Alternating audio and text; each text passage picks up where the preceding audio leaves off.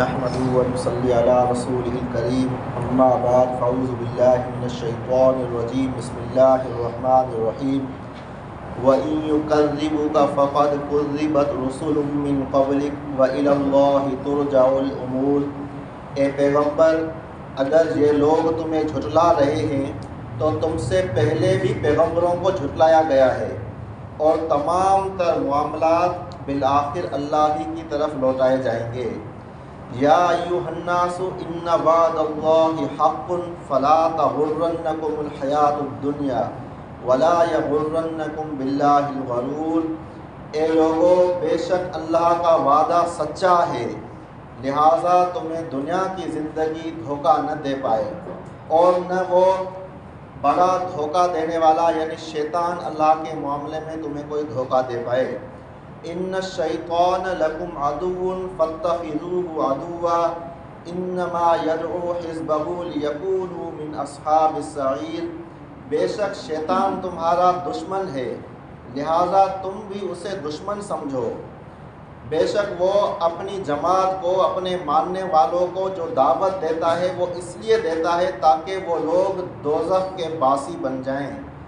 الذین کفروا لہم عذاب شدید والذین آمنوا وعملوا الصالحات لہم مغفرۃ واجر کبیر۔ وہ لوگ جنہوں نے کفر کیا ان کے لیے سخت عذاب ہے، اور وہ لوگ جو ایمان لائے اور انہوں نے نیک عمل کیے تو ان کے لیے مغفرت اور بڑا اجر ہے۔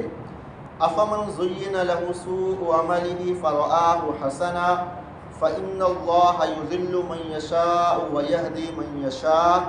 بھلا کیا وہ شخص جس کے لیے اس کا برا عمل خوشنما بنا دیا گیا ہو اور وہ اسے اچھا سمجھتا ہو، پھر اللہ جسے چاہتا ہے گمراہ کرتا ہے اور جسے چاہتا ہے ہدایت دیتا ہے۔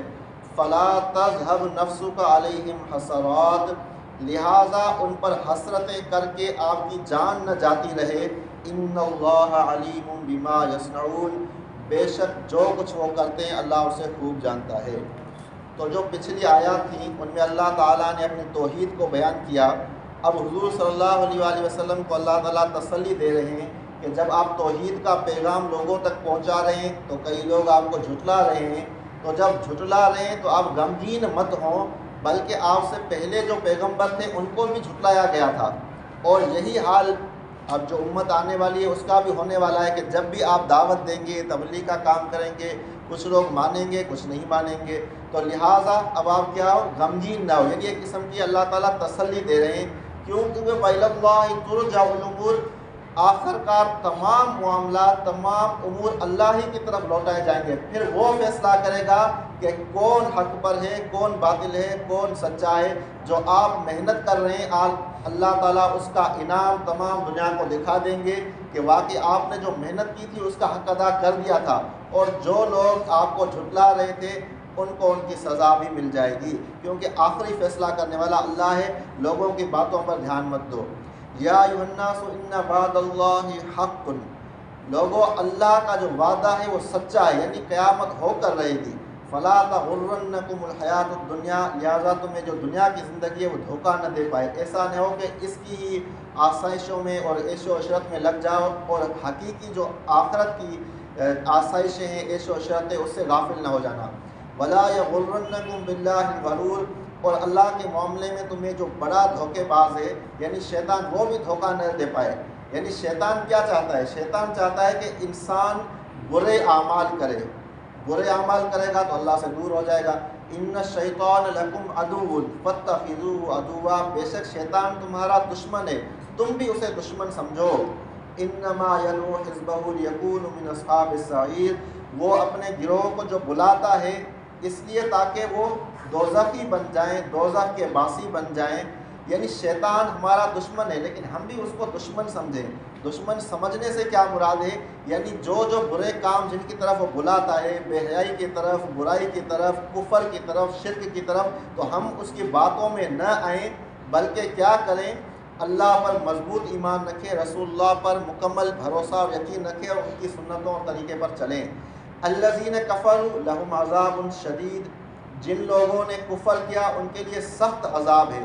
اب دیکھیں، آپ تھوڑی دیر کے لیے سوچیں، جتنے بھی دنیا میں کافر ہیں وہ کتنی بھی عیش و عشرت میں ہیں، لیکن اللہ کیا کہہ رہا ہے اگر وہ کافر ہیں تو کیا ہیں؟ عذاب شدید، ان کے لیے شدید عذاب ہے۔ ایک ہی میوزیکل نائٹ میں کئی اربوں روپے دے دیتے ہیں، لیکن آگے کیا ہے؟ عذاب شدید ہے، کیونکہ اللہ کے پاس ویلیو کس چیز کی ہے؟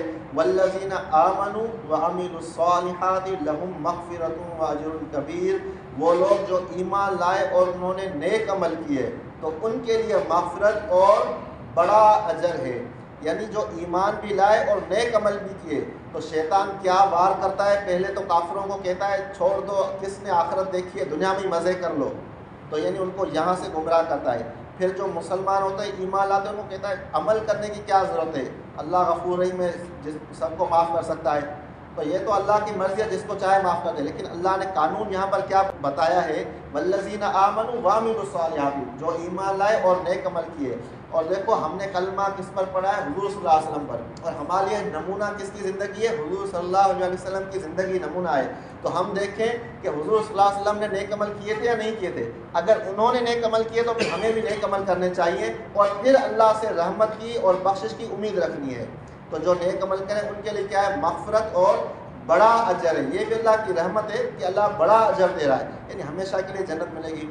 افمن زین لہ سوء عملہ فرآہ حسنا، پھر بھلا کیا وہ شخص جس کے لیے اس کا برا عمل مزین کر دیا گیا ہو اور وہ اسے اچھا سمجھتا ہو، کیا اس شخص کے برابر ہو سکتا ہے جو نیکوکار ہو؟ یعنی کئی ایسے لوگ ہیں جو برائی کو برائی بھی نہیں سمجھتے۔ ابھی آپ دیکھیں ٹی وی میں، ڈراموں میں، کھیل کے میدانوں میں، کرکٹ میں بے پردہ خواتین آتی ہیں اور کیمرہ مین بھی اسی پر خاص طور پر فوکس کرتے ہیں، یعنی وہ برائی کو برائی نہیں سمجھ رہے۔ تو کیا یہ لوگ ان لوگوں کے برابر ہو سکتے ہیں جو اچھائی اور برائی کی تمیز رکھتے ہیں؟ برے کو برا کہنا، اچھے کو اچھا کہنا، یہ ایمان کا آخری درجہ ہوتا ہے۔ اگر آپ برائی کو برائی ہی نہیں کہیں گے تو پھر برائی اور اچھائی کا فرق مٹ جائے گا۔ فَإِنَّ اللَّهَ يُضِلُّ مَن يَشَاءُ وَيَهْدِي مَن يَشَاءُ، پھر بے شک اللہ جسے چاہتا ہے گمراہ کرتا ہے اور جسے چاہتا ہے ہدایت دیتا ہے۔ یعنی یہ تو اللہ ہی خوب جانتا ہے کہ کون ہدایت کے لائق ہے اور میں اسے ہدایت دوں، اور کون اسی لائق ہے کہ میں اسے گمراہ کر دوں۔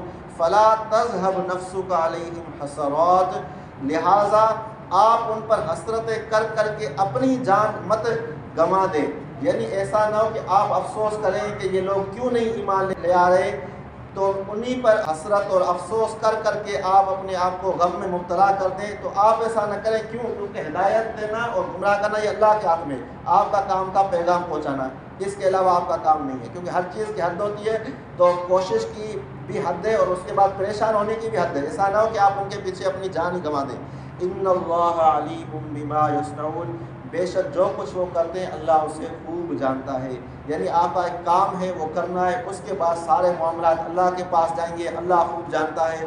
اللہ ہی جانتا ہے کس کو اس دنیا میں ہدایت دینی ہے، کس کو گمراہ رکھنا ہے، اور پھر کس کو آخرت کے اعتبار سے کیا فیصلہ کرنا ہے، سب اللہ بہتر جانتا ہے۔ انسان کے اوپر جو ذمہ داریاں دی گئی ہیں، ہمیں یہی کہا گیا ہے کہ آپ ان ذمہ داریوں کو پورا کرو۔ اللہ تعالیٰ ہم کرنے کی توفیق نصیب فرمائے۔